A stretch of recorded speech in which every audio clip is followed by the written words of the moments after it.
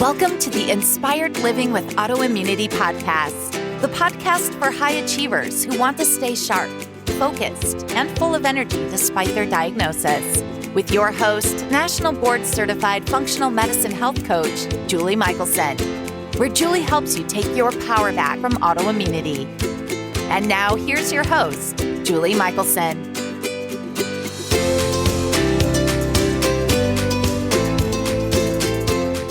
Welcome back to the Inspired Living with Autoimmunity podcast. I'm your host, Julie Michelson, and today we're joined by Jane Hogan, the wellness engineer, to help us connect science and spirituality and how we can use that knowledge to facilitate healing. Jane leads us through a beautiful loving presence exercise to allow us to tap into the healing vibration that we all have in our heart, which can allow us to reclaim our health. Jane, welcome to the podcast. I'm so excited to have you with us today. Julie, I'm thrilled to be on your podcast and share what I have learned with your audience. And you and I have fairly similar stories. Of course, there's always this crossover and then always a lot of unique travels. But I love starting with, how did you get to be the wellness engineer? Because most of us in this world, didn't decide when we were 10 that we wanted to enter the functional medicine space. I don't even know if there was such a thing when I was 10, but I don't think I would love for you to share your story with us because it, is close to my heart. And I think it'll speak to many, many listeners. Mm-hmm. Yes.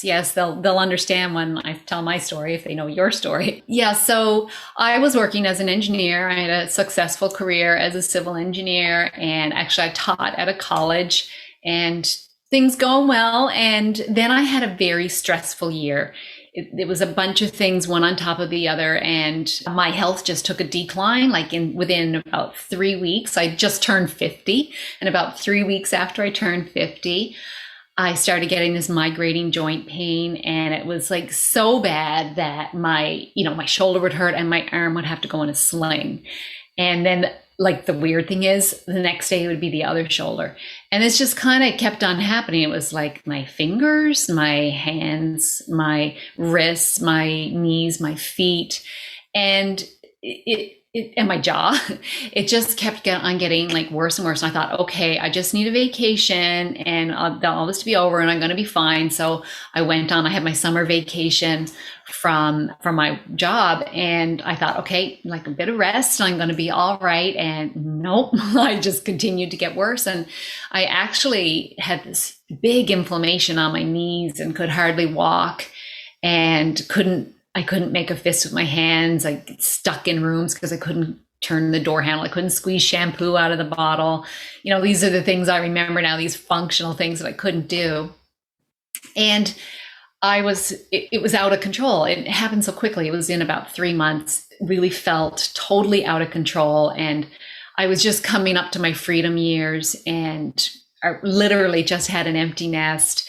And my husband and I had all these plans for travel. And I was like, I'm not going to be able to do anything. And he's not going to be able to travel either because I won't be able to travel. And grandkids, I'm not going to be able to run around with them and play with them. And I was just really, I was afraid. And I started, of course we Google, right? Of course we Google. Sadly. So I started Googling and, all these symptoms, and it was looking a lot like rheumatoid arthritis. And I had no idea what rheumatoid arthritis was. I didn't know, I wasn't aware of anyone that had, any of my friends that had an autoimmune condition. I didn't even know that rheumatoid arthritis was an autoimmune condition. Wow. Anyway, as I started researching it, it's pretty bleak, as you know, because I'm sure you did the same thing and Googled, Julie. And the long-term prospects look terrible, progressively worse. There is no cure. The medications had horrible side effects, but I didn't know what to do. Honestly, I didn't know what to do. I didn't have a diagnosis at that point, but my family doctor, and I'm so blessed to have this family doctor, who suggested that sometimes joint pain can be related to food or made worse by foods. I'm like, what? there's no, how can that be related? Of course, I know there's a big relationship now. So she said the most inflammatory foods were gluten, dairy, and sugar. So I cut them out, cold turkey, immediately, like within about 5 days, like big reduction in pain. I was like, okay, this changes everything. Now there's something I can do. And so there was this real sense of empowerment. And so I made a decision like, okay, I'm going to do this. I'm going to figure this out. I'm an engineer. I figure things out. That's what we do. We problem solve. So I started trying and learning more along the way about, I knew stress had brought this on. So stress had to be related, sleep and movement and all these things. I just started doing a whole lot of different things, not a clue what I was doing. And keeping track of things like how my pain levels and sleep and weight and my mood and all these kinds of things. And I was graphing them and charting them. Sounds like an engineer. I know. I was just like, okay, this is a problem to solve. So I just did my problem solving. And so I started learning a lot along the way. By the time I actually got the diagnosis, I was kind of like on my way and figuring a lot of stuff out. But what I found, Julie, is that I would get so far and then I would plateau a little bit and I'd have to go, okay, what's going on here? Figure something else out. And then a little bit better and then plateau again. And so I kept on thinking like, what's going on? I'm doing all the food that everyone says. So by then I was doing like kind of AIP, but I also tried plant-based. I tried it all. I didn't try carnivore though, but I did try a lot of different things. And a lot of different supplements, and I was researching and all these things. I decided to become a functional medicine certified health coach. Not that I was actually planning on coaching, but I thought I want to learn more about it so I can help. I can understand for myself and then maybe help other people. So I want to get into the emotion side afterwards, but I'll just stop there for now to see if you have any questions about that part. I don't have questions, but I do want to circle back. First of all, I was diagnosed pre-Google, or it may have been a thing, but so, and I don't know better or worse, I know it can be a scary rabbit hole, but it also can, give you ideas and tools. I love your doctor. I mean, I love the fact because, and that's where, even though our diagnoses, or at least that was one of mine, were the same. Again, there's always overlap and there's always such a wildly different story. My rheumatologist told me what Google told you, the whole no hope, you'll only decline, it's scary story. Yeah. I didn't have that. I kept saying, well, what about food? And what about this? And what about that? And so I'm so grateful for everybody that you touch, because I know you touch so many lives, that you were so quickly just guided in the right direction as a start. And I know, because I know from my story, and we have very similar training, and it's never just one thing. And it isn't only diet and sleep and movement and detox, but we're going to talk about, you really do, I think, focus on, and you could correct me, the mindset, the mind-body connection. I know you do a lot of breath work, and we're going to do some of that as we get rolling, but I would love for you, which I think was the next step of where you're going, to explain for us, because here you are, this engineer, right? And this is always, I get really excited. I've had scientists on, and I was definitely one of those people who thought things like mindset and mind-body connection, and, was all woo-woo, and what did it really mean and how does it work? And I didn't understand quantum physics, and I didn't understand the body. So explain for us, Miss Wellness Engineer, this connection between science and spirituality when it comes to our health. And maybe I'm jumping ahead. Maybe you want to go back to how you filled in that other piece to keep you consistently improving. But that's where I would love to. That's where the gold is. Yeah, perfect. So I did have this real sciencey background, yet all this I knew was brought on by stress. But I also, interestingly, was trained in Reiki. I had this real interest in the woo. And I don't know really where that came from. Maybe like now I believe soul's calling, but anyway, I had this interest. So I had trained in Reiki. I didn't practice meditation regularly, but I was involved in a meditation group, and I had done Tai Chi, which is, all about energy moving in the body and so on. So I did have this spiritual side as well. So the science and the spirituality. And I kind of have come to believe that they're actually the same. They're coming together. So the science is proving the spirituality. So along my journey, I came to realize that, okay, stress brought this on. Stress has got to be something to do with it. I loved all the mind-body components in our training. As you know, every month we had a mind-body component, right? And I just loved that. And it really, hearing other people talking about it and combining it with the science side really appealed to me. I loved that aspect of the program. And so I started to realize, though, it wasn't just the stress of that 1 year. That was, what tipped the bucket over. Yep. I realized that I carried a lot of stress my whole life, feelings we have inside about ourselves, what we believe about ourselves. And I don't need to get into how that happened. It's just, whatever. We learn things before the age of 7, we take them to be true, and then we carry that through our life. And so I didn't have like a really adverse childhood or anything like that, but it doesn't have to be that bad to trigger some of these things. There's a lot of science behind early childhood, adverse childhood events, the ACE, it's called the ACE score, and autoimmune conditions. They kind of go hand in hand. I understand it now. So eventually I decided, I'm not that happy with my job, and I want to follow my soul, what I believe is my soul's calling now, and that is to help other people understand that they are empowered in their health. Because what I realized is that we are a physical body, and it's in an environment, but we are in control of that environment. And the environment does include food. It does include movement. It does include, the toxins or lack of toxins. It does include the relationships. It also includes our thoughts, right? The thoughts that we think and so on. So the thoughts that we think affect our physical body. Yes. Deepak Chopra has said this: the mind creates the body. Yep. Which is very interesting. Quantum physics tells us that everything is energy. Yep. Everything is energy, including us. We are actually energetic beings compressed in physical form.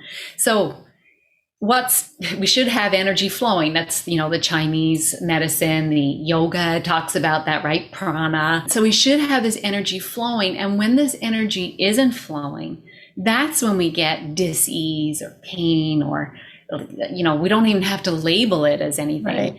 It's just energy not flowing like it should. And to me, it seems very clear now. And so one of the things I do is help people get that energy flowing again. And numerous ways to do that. The breath is one. The breath represents energy in our body. So I love starting with the breath. And in fact, I think if you're not working with the breath, nothing else really matters. Like, you can't ignore breath work and how we're breathing. I mean, even when it comes down to, for example, eating our food, if you're eating the healthiest food and like shoving it in and feeling like really crappy while you're eating it, it's not going to digest. You're going to be in a state of fight or flight, that sympathetic state instead of the parasympathetic state where all the healing happens. So we got a physical body, we have an energetic body as well. And that energetic, it dictates our physical body. Our physical body is a representation of what's going on in that energetic body.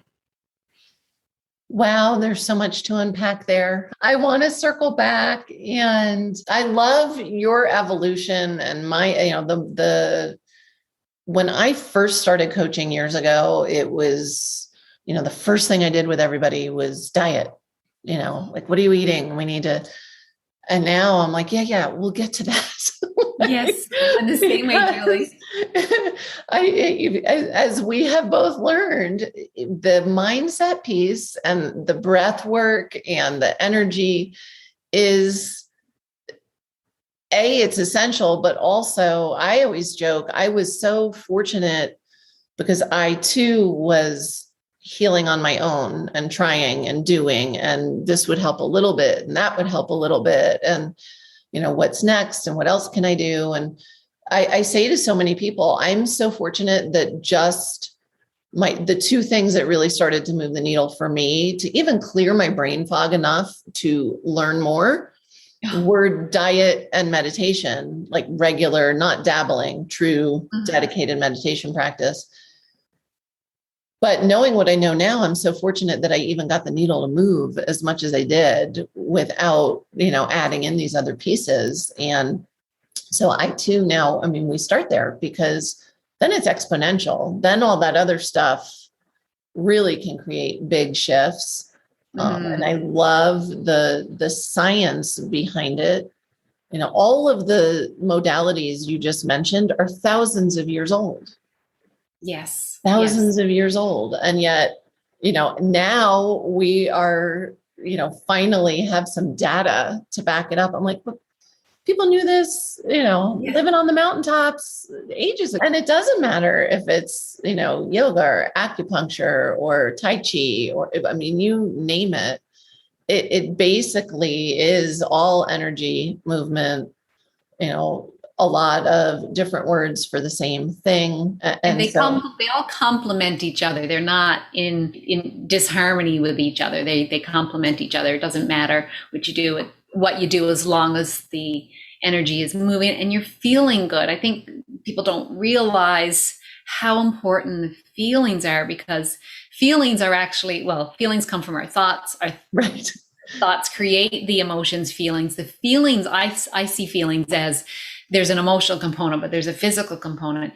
Feelings create vibration in our body. And so if you think about it, you feel differently inside when you're feeling like love and joy than you feel if you're having the emotion of sadness, right? Yeah. It just physically is different in your body. And so that is the response. And if we're in a state that's not a harmonious vibration, if we're having that emotion that's not creating a harmonious vibration, all of our cells, they have receptors on our cells that they're picking that up, and they're like, okay, trouble out there. Let's not, we might need to go into battle or something like that. So our cells really respond to that. And so our cells, they're creating the DNA to create new cells, so that our new us is created from these vibrations. But what's really hard, and I understand this, and you probably see this with your clients too, Julie, is that when you get a diagnosis like that, it's very fearful. Yes. It's hard. And when you're in pain, that's very upsetting. So it's very hard to not feel those negative emotions when you're in that state. So that's where the real work is. That is where the work is, right? Absolutely. And you mentioned earlier, the power of the thoughts, and it's the thoughts we're aware of and the thoughts we're not aware of, right? Yes, and there's those too. I always say, that you talk about, how we are informing before the age of 7. And it is the same process of our body believes our thoughts as truth. It hears them, it believes them. We could know as we're thinking it, it's not true. It doesn't matter. The body just hears that and takes that on as truth. And then, as you said, it creates that state. And so there is so much power in people say, well, oh my gosh, that's right. I'm in pain and I just got a scary diagnosis. And, you want me to change my thoughts? You want me to, but I am in pain.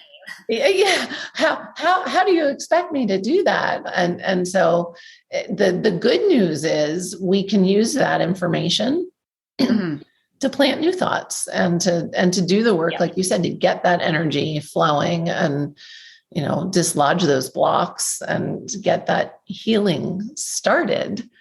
And I know when you talk about energy flow, as you said, one of the things that you do with your clients and focus on is breath work. And we're going to focus on breath work for healing. But I was just had a conversation this morning, it had nothing to do with healing, nothing to do with, everybody thinks, well, I breathe, right? We breathe. But I was having a conversation about scuba diving because I'm in the middle of working on my open water certification and was talking to somebody this morning who was saying, oh my gosh, I love scuba diving. It's so peaceful. And then he chuckled and he said, well, once you learn to control your breath, right? And that is the whole, it was such a beautiful analogy as you were talking, it was piecing together for me. I don't know if you have ever scuba dived, but so then, when you don't control your breath, your breath affects your buoyancy. Yes. So you think of if your breath is out of control and then you're moving around in the water and then that's starting that stress response, it's the same thing. And so, yes, obviously anybody listening to this is breathing. We know you're breathing, but we aren't breathing well. We aren't breathing fully, and we aren't using breathing as a tool to move energy intentionally. And I believe that Jane is going to walk us through how to do that a little bit today. Yeah, I'd love to. Thanks so much for the opportunity. Yeah, the breath, we are terrible breathers. There's a quote, I've just finished reading Breath by James Nestor. Like, it's nothing to do with the woo, it's all about the science. So I highly recommend that book for people to read, just because a lot of us are mouth breathers. We're breathing too quickly. We're taking in too much oxygen. There's a whole thing around that. We don't want to take in too much oxygen. It's a bit of it seems like an oxymoron, but we need the carbon dioxide to shuttle the oxygen into our cells. And if we don't have enough carbon dioxide, it doesn't happen. So yeah, this is quite interesting. But I like to use the breath to create an emotional state in the body and to really kind of get it moving. But I really would love to do a practice with your audience today, Julie, on creating like a loving presence in their body. Yes. The reason I love this because, well, when you create a loving presence, you're creating a vibration that is a very healing vibration. We're going to use the heart. The heart is the most powerful electromagnetic organ in our body. It sends out a signal like at 10 feet away from us, which can be measured with instruments we have now. I mean, who knows really how far it goes? So we are sending out this signal all around us. And I love this tool as well because you're creating it yourself. You can create it yourself anytime. And so getting back to before I start, I just want to talk about how when people are in pain or when they're feeling all these fearful emotions, if we can get a little break, like just give your brain a little break so your body can get back into that healing state. And that's what you discovered like with meditation. Sure. So meditation can do it. You can do it with, some other thoughts. You can do it with breath work, but any of these things where you just get that little break. And then in that moment, you're okay. And then you string together a bunch of those like pearls on a necklace. And then you can gradually have longer and more frequent moments like that throughout your day. And then, eventually it just gets better and there's more and more, and it gets easier then to be in that state. So I like to think about it like that, like the pearls on a necklace and stringing them together. I love that visual. It's so many, and I will say of us, I was going to say of our clients, but even of us, I declined for over a decade. And I certainly was in a place where I was so stuck in that loop you were just describing that I had lost touch with what does it feel like to be in a parasympathetic state? What is that healing state even feel like? And I will tell you from experience, as I'm sure Jane can attest to, as you string those pearls together, eventually you get to live in that place. And it's a beautiful place to live. So, and it's actually a choice. It's a choice. Yes. And I will use the word you alluded to, you doing something like this breathwork technique it's power, right? You said we can do it ourselves. And I know you and I both stand for, taking your power back because we can heal. Absolutely. Absolutely. So many stories. I think people hear stories like your story, my story, and other people, then it helps with the hope side. So at Yes. least that takes them out of the despair. And that was something I did in the beginning too. So that's why it's important what you and I are doing. All right, so Absolutely. let's do this. If you're driving, obviously, you might want to pause and do this afterwards. But what I'm going to ask you to do is just sit comfortably in your chair and let your feet rest on the floor and your hands rest on your lap. You can have them palms up or palms down, and then just gently close your eyes. Breathing in and out through the nose. Just begin to notice your breath.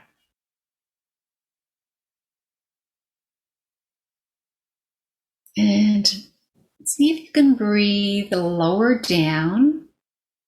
So think about breathing into the belly area.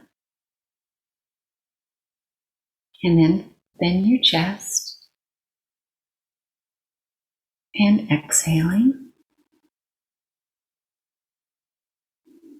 Might help if you straighten your back a little bit so you can get that breath into the belly. And then into the heart.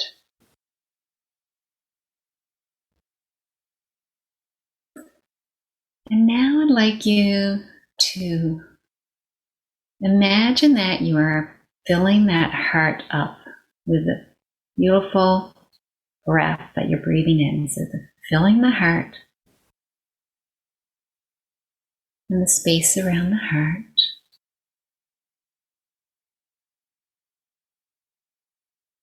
With every breath, you're breathing in.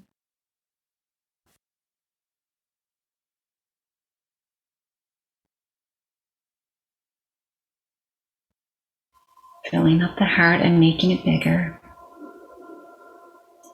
And now bring to mind a person or maybe a pet or a place or a time when you felt love. And now feel that feeling in your heart. Breathe into it. Notice how good it feels.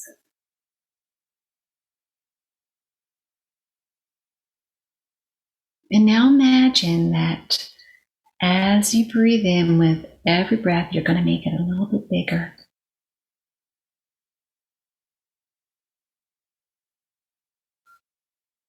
And imagine on the next breath that it doubles in size. This feeling of love.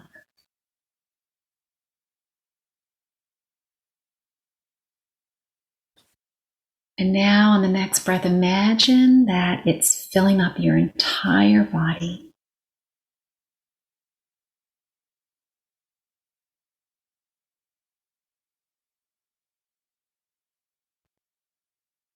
And now imagine that it's going even beyond your body, outside of your physical body.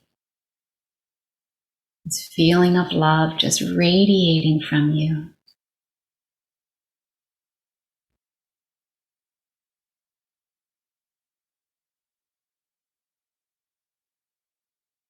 And see if you can double it again.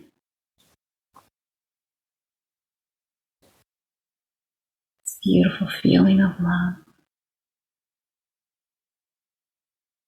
See if you can even fill up the room that you're in.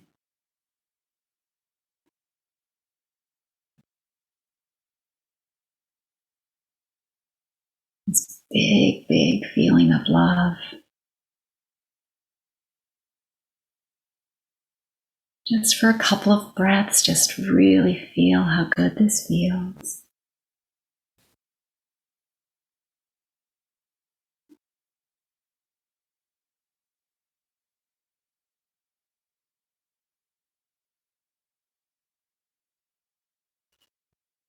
Last breath in and exhale with a sigh.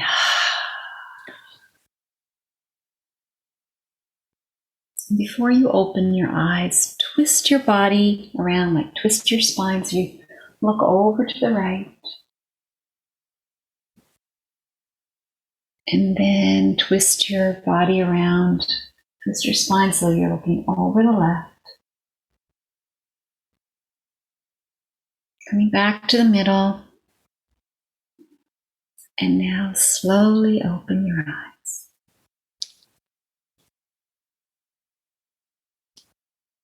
That was amazing.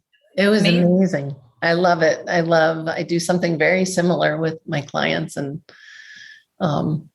just getting into that heart space again. It goes back to so many people haven't been there in so long. Mm-hmm. So, and there's, as you know, there's a lot of science behind it as well. So, if you like the science, that's good, but it really helps your body on all levels. It helps all systems of the body, and it just gets you right into that parasympathetic state. And that's the only state where healing can happen. So that's why it's so important to get in that state as much as you can. So you can do this anytime. Each of you who listen to this, you generated that yourself. I guided you, but you can generate this yourself anytime you want. And it doesn't even have to be as long as I just did. You could just, close your eyes or even have your eyes open and just feel that feeling. And the more you can get into that feeling of feeling love and joy, the more you're activating the parasympathetic state and the more you're healing. I love that. I always ask, what one step listeners can take starting today. You obviously just gave us that step. I say, I remember when I first started doing heart space work, it was uncomfortable in the beginning. And it took me a little while to feel like I had the hang of it, to be able to just drop into that space. So you guys, Jane just gave you such a gift that you could listen to this over and over until you feel like you have it down and want to make it yours. And then you can take it and play with it, as Jane said, anywhere and everywhere. Yes, totally portable, and it's free. Yeah. And if you have trouble with, like imagining, just go with it. Just make it up. Make it up and go with it. We're not used to feeling in our body. We're more used to like being stuck in our head, right? So it's different for people. And you may notice, like I know even now I tend to get really tight in my solar plexus area, like just underneath the ribs. So that's a place I have to consciously, let's just release into that. So if you have areas of tightness, you can even use your imagination to breathe into that, and just imagine, just like we did with the heart, just breathing into the place where you're feeling like maybe pain in your shoulder or a lump in your throat or a headache. Do the same kind of thing. It's fun and powerful. It is so powerful. And I just want to tack on, yes, this is such a great way to get into that parasympathetic state, that healing state. The one piece I want to reiterate for everybody is that the body is designed to heal. All these things we were talking about, this is the basis. And we know this, again, based on science. And so, but we do have to be in that parasympathetic state in order to do that. So I'd like to just add too that all of any pain that we have or disease, it is actually our body calling for our attention. It wants us to give it its attention like this. So it's really a gift. So I know it's hard to accept pain as a gift, but it is a gift. It's calling you, it's telling you where you need to pay attention. So, and when you can reframe it like that too, it makes it a little bit easier. And I honestly see everything I went through as a gift that was leading me to my calling and my purpose. So I know you probably feel the same way. I absolutely do, 1,000,000%. So aren't we lucky? Aren't we lucky? And we both know too, as you said, that the pain is information. Those symptoms are information. And what I found and see all the time is that it does start as a whisper. And if we don't hear the whisper, it gets louder and louder. And so this tool is such an amazing tool to just stop it in its tracks, turn it around, and get that healing started. Mm-hmm. So I thank you so very much for sharing that powerful exercise with everybody. Before we wrap up, where can listeners find you? And I will have links in the show notes as well, but what's the best place if somebody that really resonated and somebody wants to really get a hold of you? Where should they go? Well, they can go to my website, janehoganhealth.com. And right on the first page, they can do this download. There's 3 audio files, so they can get that if they would like to. I'm on Facebook and Instagram and YouTube and Twitter and Pinterest and LinkedIn. If they just search Jane Hogan Health, they'll find me. Wonderful. Jane, thank you so much. You shared such amazing gold with us today. And again, I cannot encourage listeners enough to use that tool. It is a gift. It's a gift from Jane to you, to your body. So thank you. Thank you. Oh, it was my great pleasure, Julie. Thank you so much. For everyone listening, remember you can get the show notes and transcripts by visiting inspiredliving.show. I hope you had a great time and enjoyed this episode as much as I did. I will see you next week. Thank you for listening to Julie Michelson's Inspired Living with Autoimmunity. Did you enjoy this episode? Please like, share, and subscribe wherever you listen to podcasts.